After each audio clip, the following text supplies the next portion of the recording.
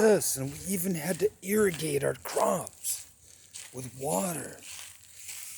And it had to be good water.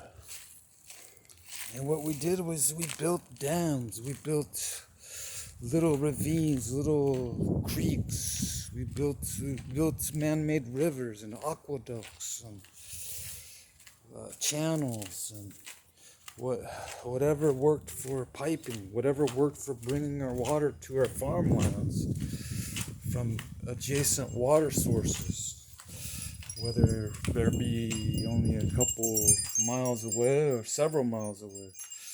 We constructed them so that we could channel the water from the rivers, from the lakes, from the mountains. We would carve out channels in the ground. We would make little channels even in rock in the Middle East. They would carve out little notches in the stone, little squares, and they would bring the water, and the water would work on gravity coming from the top. It's pretty cool. And when it rained, they would make little reservoirs, little cisterns. They call them cisterns.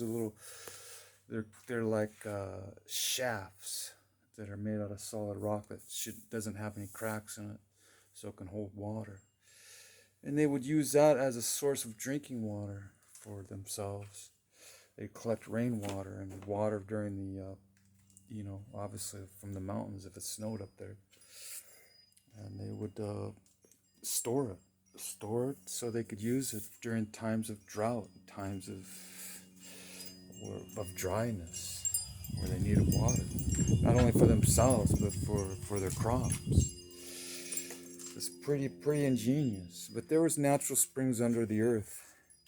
They talk about them in ancient texts, about underwater springs and underwater reservoirs. Sometimes they have to dig real deep. Sometimes it's kind of shallow. So that's how they dug their wells. They found a place where water would collect in a low part of the earth, usually at the base of a mountain.